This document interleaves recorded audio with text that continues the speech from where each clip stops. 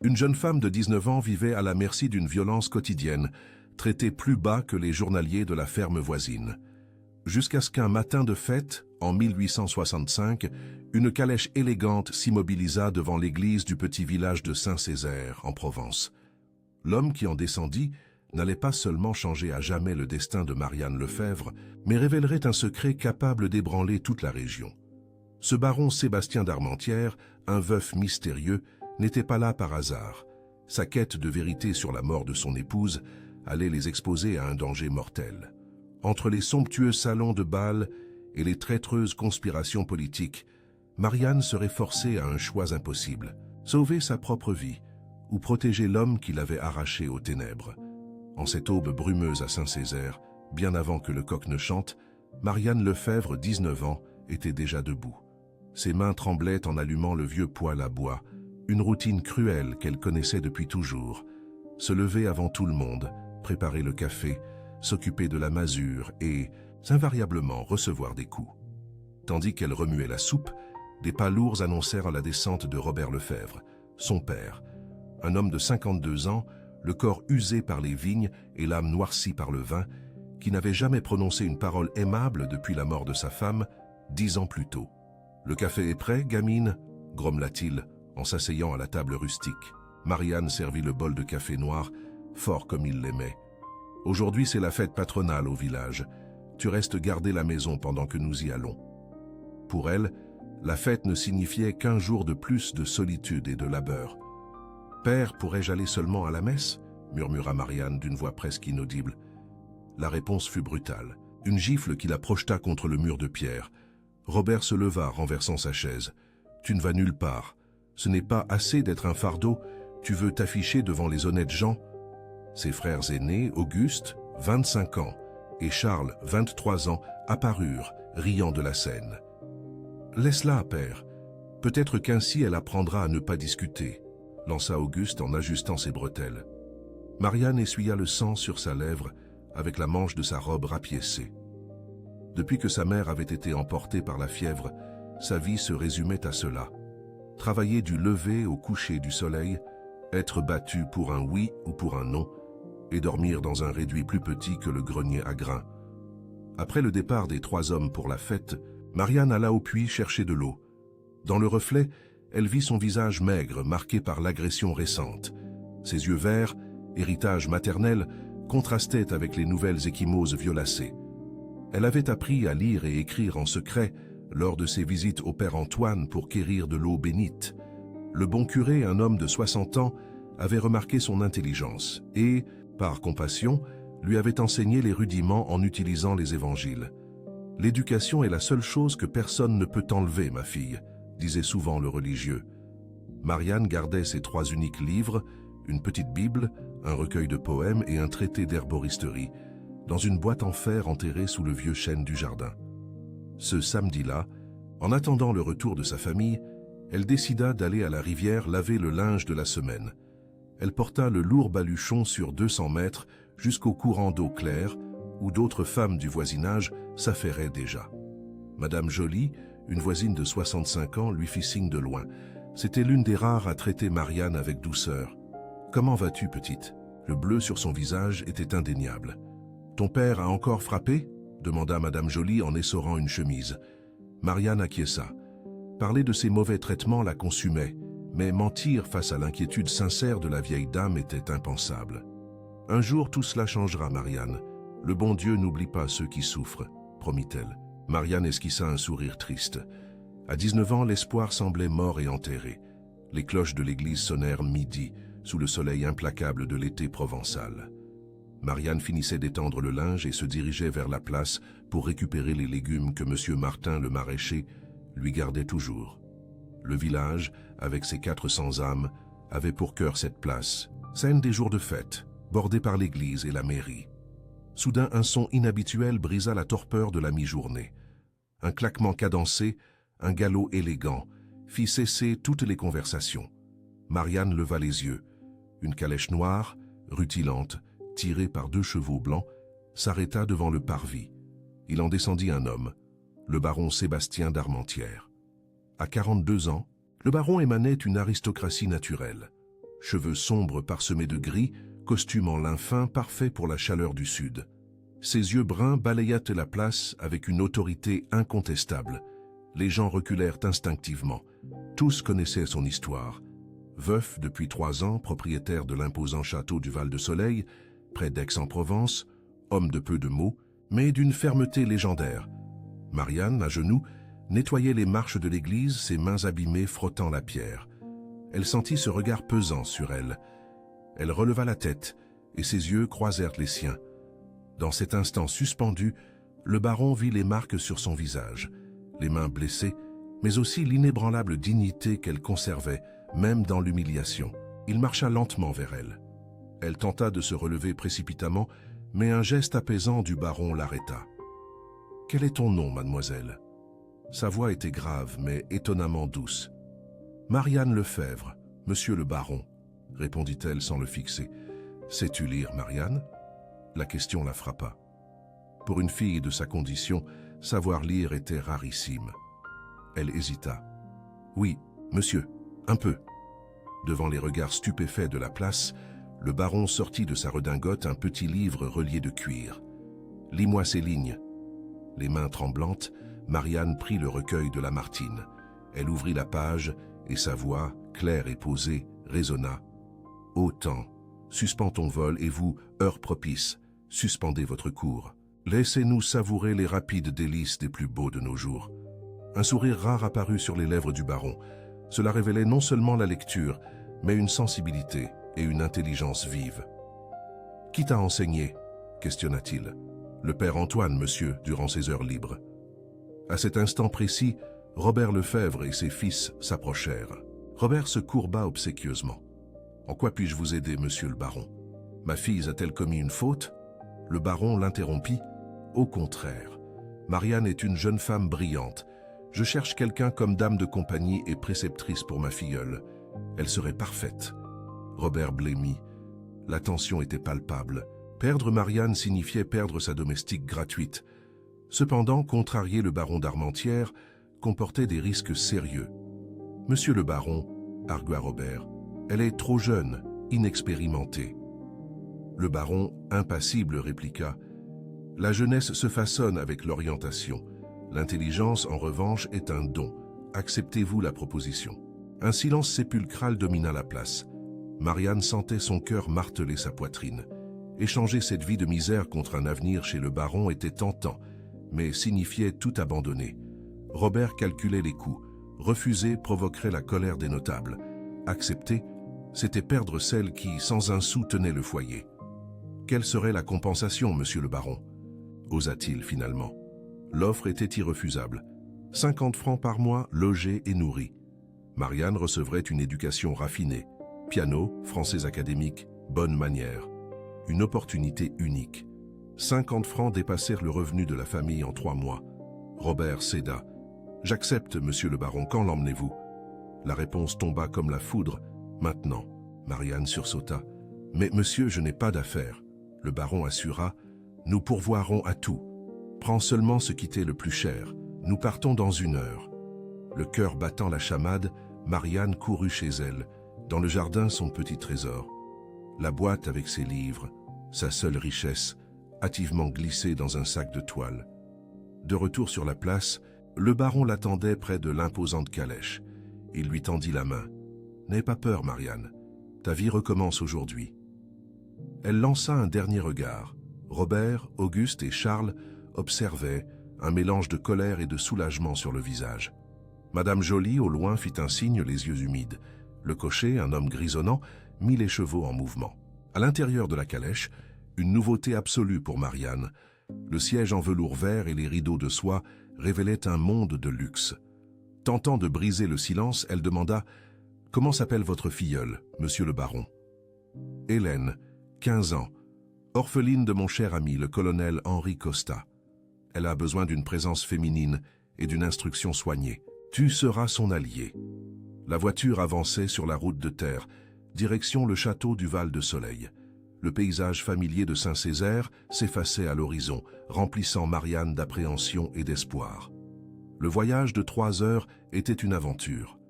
Chaque kilomètre dévoilait un nouvel univers, Domaine imposant, bastide à 2 étages, vignoble où les ouvriers s'activaient. Après 1 heure, la curiosité l'emporta.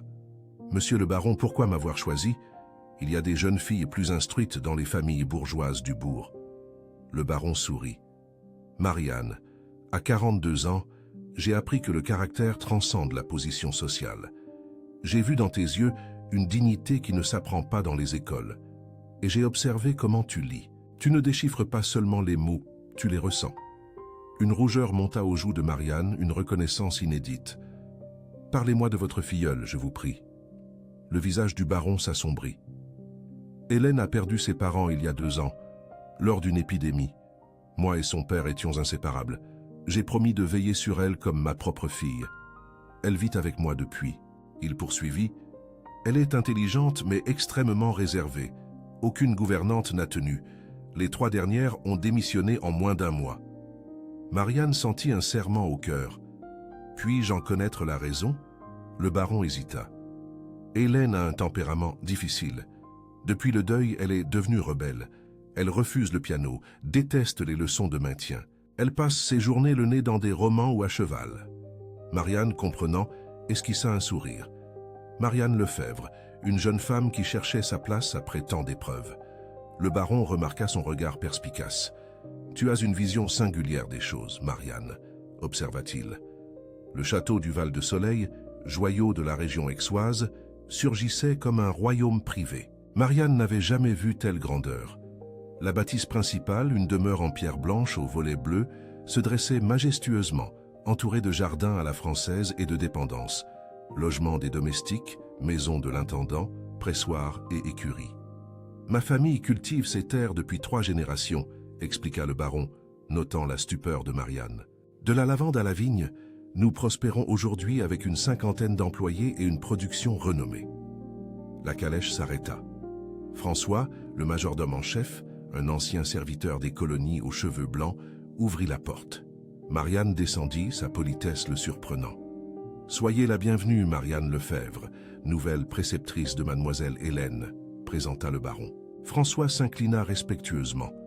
L'intérieur était encore plus somptueux, hall au plafond vertigineux, sol en marbre, meubles en acajou et portraits d'ancêtres. Un lustre de cristal dominait l'espace. Soudain, Hélène dévala l'escalier sculpté. Cheveux châtains bouclés, yeux verts, elle portait une robe en mousseline jaune qui valait plus que tous les biens de Marianne. Ma nouvelle geôlière. Quel âge? 18? 19?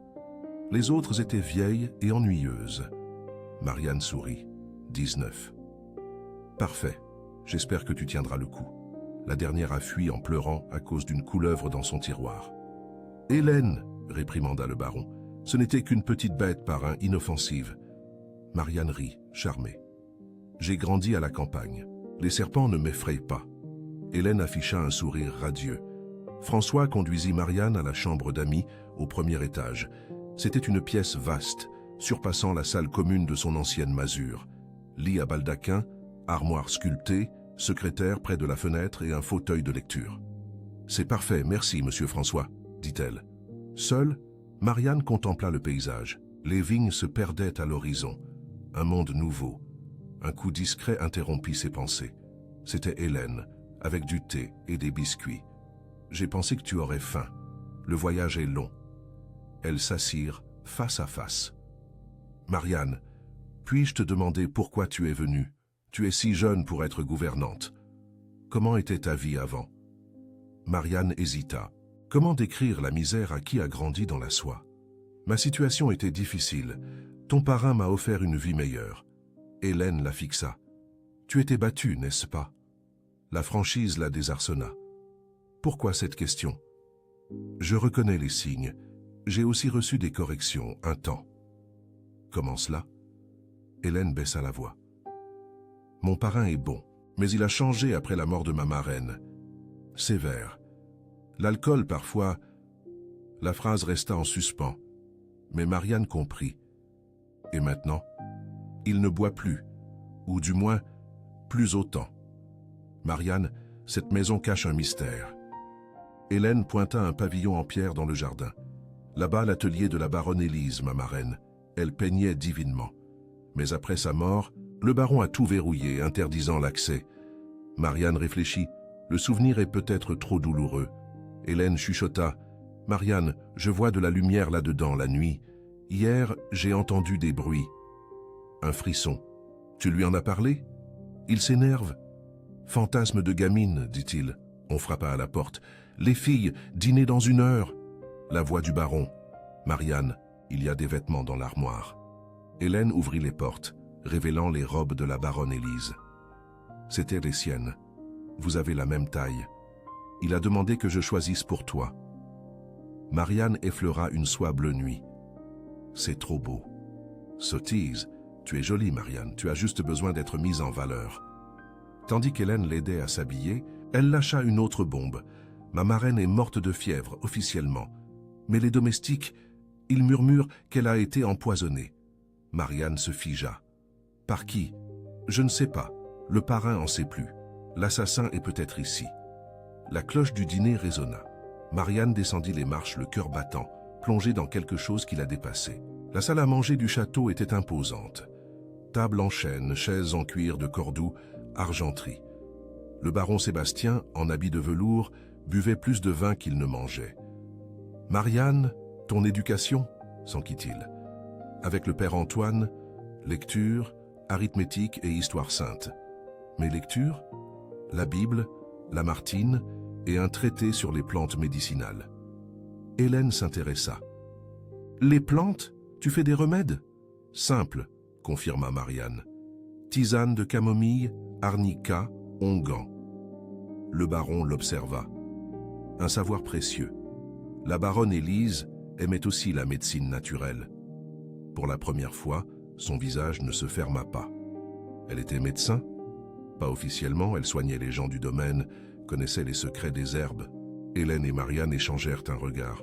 « Parrain, » osa Hélène, « ces carnets? Dans l'atelier. Tout est là. Marianne pourrait les étudier. »« Non !» La voix du baron claqua, tranchante. « Personne n'entre dans l'atelier. Je l'ai déjà dit. » Un silence gêné s'installa. Hélène baissa la tête. « Pardonnez-moi, parrain. » Il but une autre gorgée, cherchant le calme. « Je vous demande pardon. C'est délicat. Élise est partie il y a 3 ans, mais c'est comme si c'était hier. » Après le dîner, Marianne suivit Hélène dans sa chambre. La chambre, décorée de blanc et de rose, regorgeait de poupées de porcelaine et de livres. « Ton parrain réagit toujours ainsi quand on parle de sa femme ?» demanda Marianne. « Toujours. Mais ce soir, c'était différent. D'habitude, il s'enferme. Ce soir, il a parlé d'elle. » Hélène lui tendit un vieux journal. « C'est à ma marraine. Je l'ai sauvée avant que le baron ne verrouille tout. » Marianne ouvrit le volume en cuir. L'écriture, élégante et fine, l'intrigua.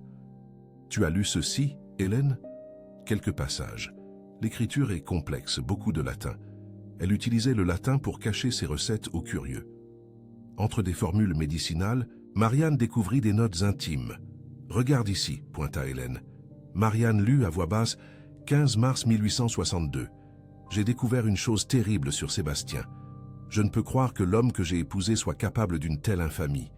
J'ai besoin de preuves. » Hélène tourna la page. « 22 mars. Les preuves sont dans le coffre du bureau. S'il m'arrive quelque chose, que quelqu'un les trouve. La justice doit prévaloir. Ce que Sébastien a fait ne peut rester impuni. » Un frisson glaça Marianne. « Quelle preuve, Hélène ? » « Je l'ignore. Mais 3 jours plus tard, ma marraine mourait. Coïncidence ? » Leurs regards se croisèrent. Le danger était imminent si le baron découvrait le journal.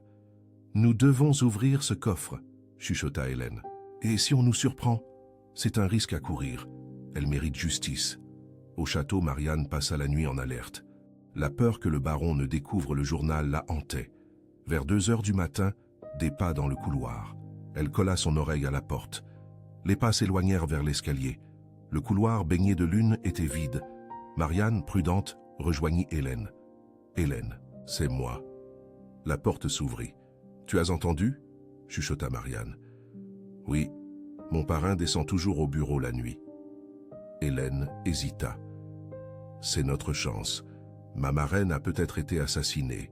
Nous devons savoir. » Elles descendirent, évitant les marches qui craquaient. La maison, silencieuse, ne résonnait que du tic-tac de l'horloge comtoise. Un ray de lumière sous la porte du bureau trahissait la présence du baron. « Comment entrer » demanda Marianne. « La porte-fenêtre du jardin. Il oublie toujours de la verrouiller. » Pieds nus dans l'herbe fraîche, elles trouvèrent l'accès ouvert. Hélène poussa le battant millimètre par millimètre. À l'intérieur, un vaste bureau aux murs tapissés de livres. Dans un coin, un coffre massif. Mais ce qui les glaça fut la scène entrevue. Le baron assis à son bureau, la tête entre les mains, sanglotant comme un enfant. Les yeux fixés sur le portrait de la baronne Élise et une bouteille d'eau-de-vie presque vide, le baron Sébastien gémissait. « Élise, pardonne-moi, tu n'aurais jamais dû savoir. » Marianne entendit la confession. Le baron révélait enfin la vérité derrière la mort de son épouse. Leur pire soupçon était fondé. « Le coffre » souffla Hélène. « Je connais la combinaison. La date de naissance d'Élise. » Tandis que Marianne surveillait le baron, perdu dans ses tourments éthyliques, Hélène actionna le mécanisme. Le déclic fut infime, suffisant pour leur couper le souffle, mais pas pour réveiller l'homme. Elle saisit une liasse de lettres nouée d'un ruban rouge. De retour dans la chambre, le silence était lourd alors qu'elle s'apprêtait à lire. La première révélation frappa Marianne de plein fouet. Les lettres détaillaient une conspiration contre l'Empire, le château servant de refuge aux conjurés. « Ton parrain est un traître à l'empereur », s'exclama Hélène. Ces radicaux voulaient renverser Napoléon III. C'était de la haute trahison. Une seconde lettre, datée de quelques jours avant la mort d'Élise, apportait l'horreur. « Votre épouse a découvert nos plans. Elle menace de tout exposer si nous ne cessons pas. Il faut la contrôler. » Le coup de grâce vint de la troisième missive. « Je déplore la mort soudaine d'Élise. C'était nécessaire pour protéger la cause. Le médecin a certifié une fièvre comme convenu. La République vous remercie de ce sacrifice. » Marianne sentit l'air lui manquer. Élise avait été assassinée. Et le baron? Un brouillon de sa main confirmait sa participation. Colonel Morin. Élise était naïve. J'exige que le responsable ne remette jamais les pieds au château. Je ne veux pas voir le visage de celui qui a ôté la vie de ma femme. Hélène s'effondra en larmes. Il ne l'a pas tuée lui-même, mais il a laissé faire. Désormais, elle détenait un secret mortel. La nuit s'étira en panique et en plans. Hélène voulait confronter le baron, mais Marianne l'en dissuada. Ils ont tué Élise pour moins que ça. Soyons prudentes. Pour l'instant, nous ne savons rien. À l'aube, Marianne eut une idée. J'écrirai au père Antoine. Il saura quoi faire. Elle demanderait au baron la permission d'envoyer des nouvelles à sa famille, sans éveiller les soupçons. Au petit déjeuner, le baron, visiblement marqué, les interrogea. Marianne demanda la permission qu'il accorda, promettant que François porterait le courrier au village le lendemain. 2 lettres seraient écrites, une pour son père, rassurante. L'autre, détaillant toute l'affaire, serait l'appel au secours pour le père Antoine. Lors de la leçon de français, Hélène était agitée. « Des hommes étranges sont arrivés tôt », révéla-t-elle en regardant par la fenêtre. Marianne aperçut 3 figures imposantes, en tenue citadine, avec le baron près des écuries. « Tu en reconnais un ?»« Non, mais celui avec la cicatrice me fait froid dans le dos. » François fit irruption. « Mademoiselle Marianne, le baron vous attend au bureau. Urgent. » Le sang de Marianne se glaça. Le coffre? Avait-il découvert leur intrusion? Hélène proposa « Je viens avec toi. » Non, mademoiselle, seulement Marianne. Un regard échangé scella leur peur. Dans l'escalier, les jambes de Marianne tremblaient. Dans le bureau, porte ouverte, le baron attendait, flanqué des 3 hommes. Marianne entre et ferme. Elle obéit, cherchant à garder contenance. « Voici mes associés », présenta le baron. « Colonel Morin, capitaine Olivier, docteur Meunier. » Marianne fit la révérence. Le colonel Morin, celui à la cicatrice, était l'homme des lettres sur la défunte baronne. Le baron poursuivit grave. « Des nouvelles inquiétantes, des rumeurs au village sur mon épouse. » Le cœur de Marianne s'emballa, mais sa voix resta ferme. « Quel genre de conversation, monsieur ?»« Des spéculations sur sa mort, empoisonnement, assassinat. » Le colonel Morin avança, le regard glacial. « Petite, sais-tu qui invente ces calomnies ?»« Non, monsieur. Au village, les gens inventent des histoires, » répondit Marianne. « Mais elles sont précises, » insista-t-il. « Des détails que seul un proche connaîtrait. » Marianne sentit le piège. Un faux pas, et c'était la fin. « Colonel, je suis arrivé hier, je vivais isolé, je ne saurais rien des détails. » Le baron confirma. Marianne est nouvelle et simple. Le capitaine Olivier, sceptique, pondéra, coïncidence que les rumeurs enflent à son arrivée. De quelles rumeurs s'agit-il enfin? Risqua Marianne.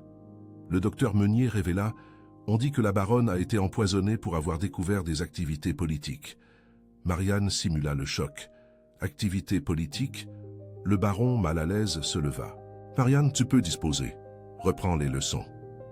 Mais Morin l'arrêta. Attendez, encore une question. Il s'approcha, intimidant. Sais-tu lire? Oui, monsieur. Accès au bureau?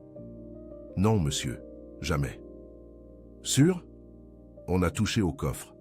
Trace fraîche. Une sueur froide coula, mais Marianne maintint son innocence. Je ne sais pas de quel coffre vous parlez. Le colonel se tourna vers le baron. Sébastien, qui d'autre a accès? Seulement moi, Hélène et François pour le ménage. Et Hélène, sait-elle ouvrir le coffre? Impossible, c'est une enfant. Le capitaine Olivier intervint. Une enfant de 15 ans, orpheline, cherchant peut-être des réponses. Marianne le savait. Elle devait détourner les soupçons d'Hélène. Une suggestion audacieuse. Les rumeurs au village pouvaient venir des domestiques. Ils voient et entendent tout. Le pari fonctionna. C'est logique, admit Meunier. Le colonel Morin ordonna: Baron, interrogez-les. Celui qui parle trop. Le geste sous la gorge suffit. Marianne reste sous surveillance. Confinée au domaine, pas de visite, pas de courrier. Le cœur de Marianne s'effondra. Son message au père Antoine ne partirait pas. C'est nécessaire, protesta le baron. Notre cause est en jeu. Le cœur serré, Marianne courut à la chambre d'Hélène. La jeune fille l'attendait, anxieuse. Que s'est-il passé? Marianne chuchota. Il savait pour le coffre, mais elle avait détourné la faute sur les domestiques. Hélène blêmit. Ils vont tuer des innocents à cause de nous. La culpabilité glaça Marianne. Il faut les prévenir, mais je suis prisonnière. Hélène réfléchit. Il y a un moyen. La fille de François, Lucie, vient laver le linge chaque vendredi. Marianne hésita. Trop risqué. François mourra aussi. Tu ne comprends pas, rétorqua Hélène. François était l'homme de confiance de ma marraine. S'il apprend la vérité, il voudra justice. Cet après-midi-là, Marianne observa depuis la fenêtre.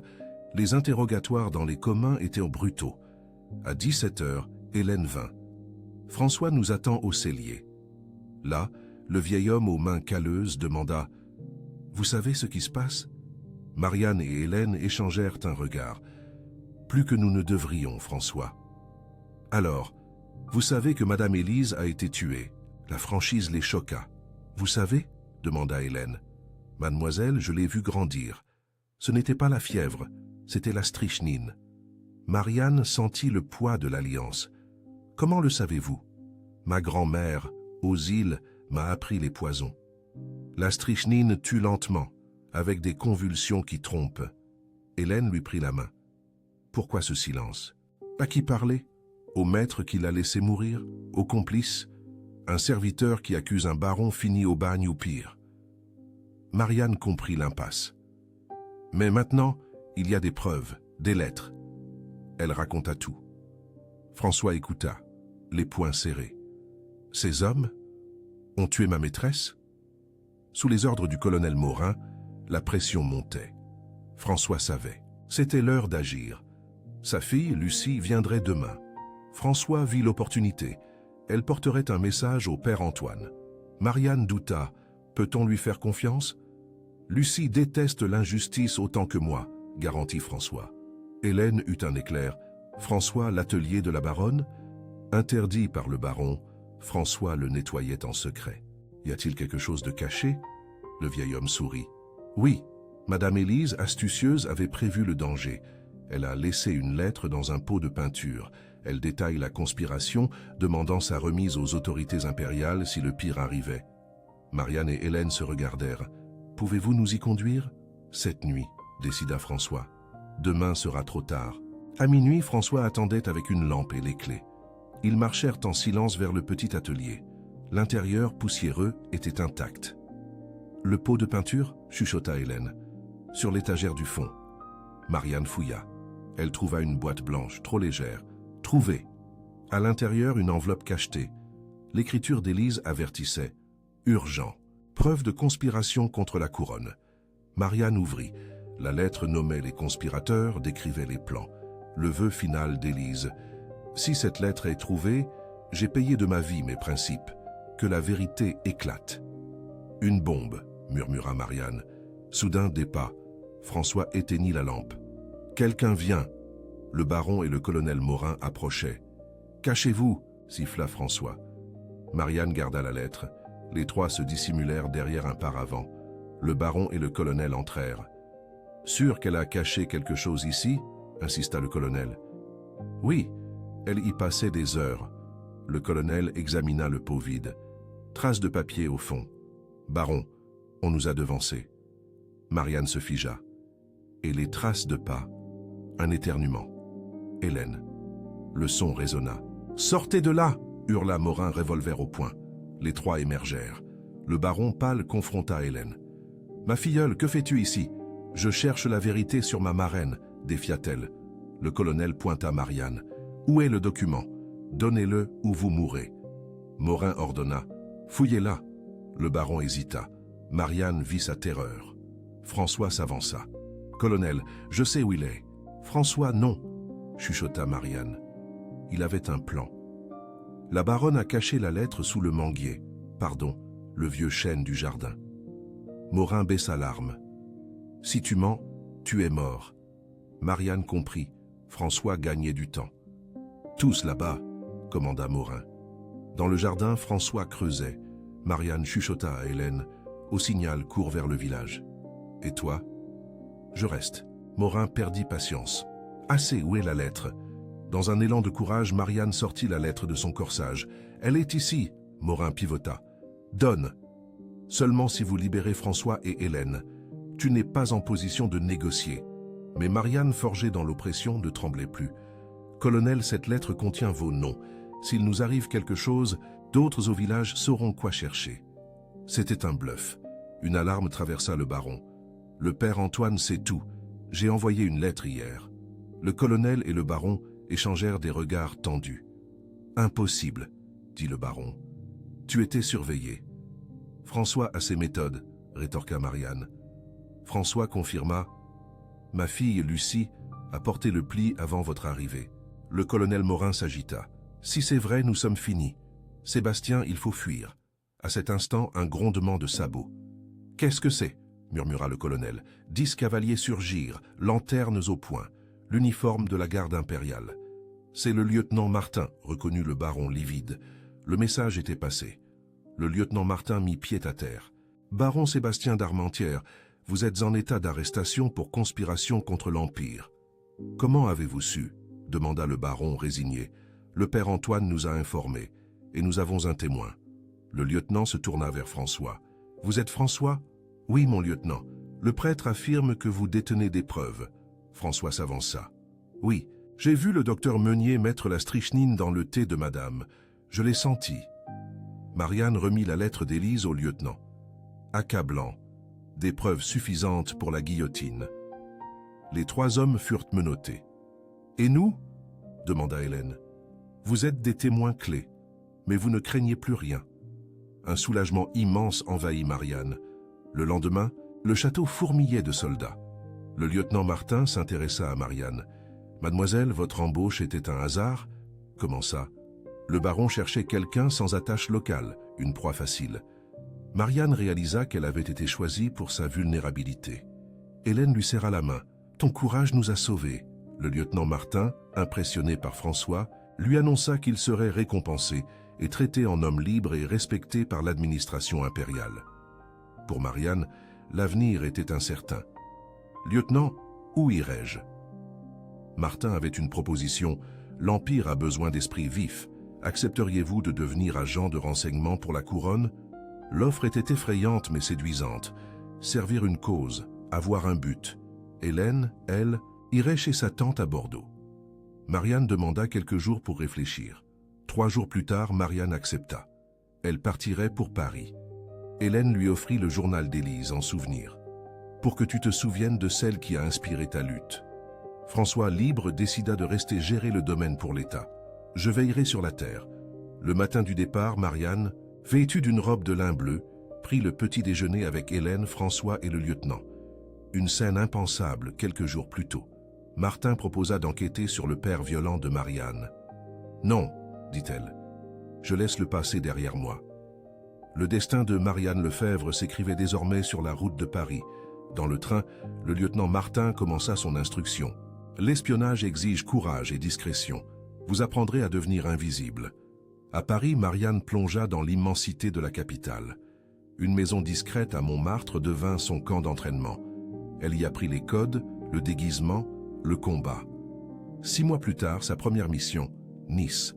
Une cellule républicaine radicale visait l'empereur Napoléon III lors de sa visite. Marianne s'infiltra comme gouvernante chez les notables locaux, les de Vigan. Elle découvrit le complot, un attentat lors de la promenade des Anglais. Le professeur Armand, tête pensante, prévoyait un accident. Marianne, sous le nom d'Isabelle, gagna leur confiance, se portant volontaire pour faire le guet. Mais elle fut démasquée par une lettre venue de Saint-Césaire. Enfermée dans une cave, elle ne dut son salut qu'à Jean, le jardinier, frère d'un soldat qu'elle avait aidé. Il porta un message codé au lieutenant Martin. La rose rouge fleurira demain, à l'aube. L'assaut fut donné juste à temps. Les conspirateurs arrêtés, l'empereur sauvé. Une semaine plus tard, au palais des Tuileries, Napoléon III reçut Marianne. « Mademoiselle Lefebvre, la France vous doit beaucoup. » Il lui accorda une pension et des terres en Provence, voisine de l'ancien château du Val-de-Soleil. Marianne retourna en Provence, retrouvant François, désormais son associé dans un vignoble modèle, et Hélène, venue la rejoindre. Ensemble, l'ancienne servante, l'orpheline noble et le vieux serviteur bâtirent une école et une vie nouvelle. Le soleil se couchait sur les vignes. Marianne sourit. Sa véritable histoire ne faisait que commencer. Avec courage, on peut réécrire son destin et celui d'une nation. 6 mois plus tard, Marianne retourna en Provence, désormais propriétaire de terres impériales, ironiquement voisine de l'ancien château du Val-de-Soleil. Sa première visite fut pour François, qui avait acquis sa propre petite ferme avec la gratification versée par le gouvernement. « Marianne, ou plutôt Mademoiselle Marianne ?» s'exclama-t-il en l'étreignant chaleureusement. « Pour vous, je serai toujours simplement Marianne. Comment se passe cette vie d'homme libre? Mieux que je n'aurais osé le rêver. J'ai un petit vignoble, 2 vaches laitières et regardez ça, j'ai construit une école pour les enfants du canton. » Une école? Marianne fut émue aux larmes. L'homme qui avait passé 60 ans dans la servitude éduquait désormais la nouvelle génération. Je me souviens de ce qu'Hélène disait toujours. L'éducation est la seule chose que personne ne peut enlever à un être humain. Marianne prit une grande inspiration, observant les collines dorées par le soleil. « François, j'ai une proposition.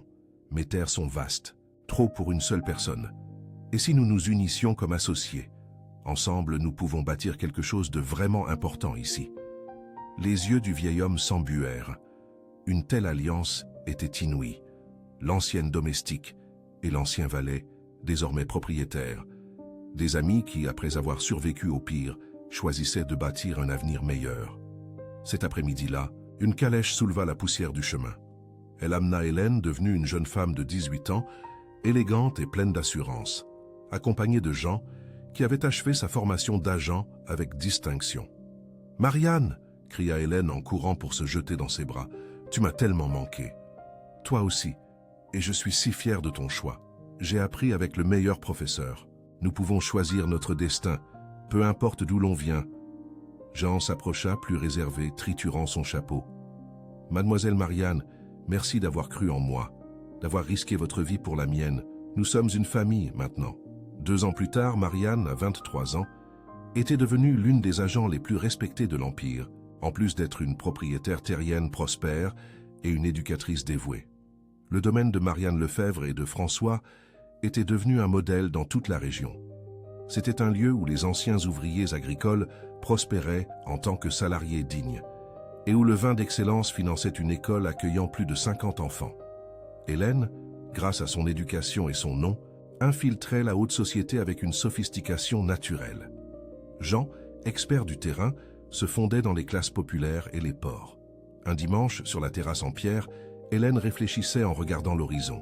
« Nos vies ont été bouleversées depuis le château du Val-de-Soleil et le baron d'Armentières. » Marianne servit du thé glacé et répondit « Nous avons choisi de nous battre, pas de nous soumettre. » François, 65 ans et plus vigoureux que jamais, sourit. La baronne Élise serait fière. Justice, instruction, liberté, c'est son héritage qui vit ici. Jean, le plus jeune, posa une lettre sur la table de fer forgé. Marianne, le lieutenant Martin a envoyé un rapport. Il y a des soupçons à la frontière espagnole, dans les Pyrénées. De la contrebande massive qui financerait des groupes séditieux. Marianne lut la missive en silence.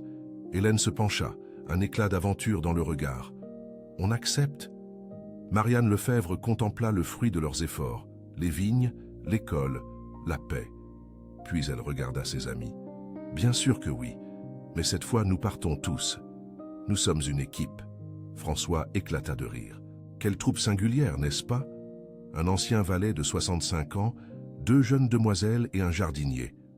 Qui l'eût cru? Marianne conclut, un sourire déterminé aux lèvres. Nos origines importent peu. Ce qui compte, c'est le destin que nous traçons. Le soleil se couchait sur les montagnes de Provence, dorant les vignobles et l'école. Marianne sourit. Son voyage pour lutter pour la justice, pour éduquer et protéger, ne faisait que commencer. La jeune fille qui avait souffert était devenue le bouclier des sans défense. Les grandes transformations naissent souvent du désespoir. Marianne Lefebvre l'avait prouvé. Avec du courage et de l'intelligence, on peut réécrire non seulement sa propre histoire, mais aussi celle d'une nation.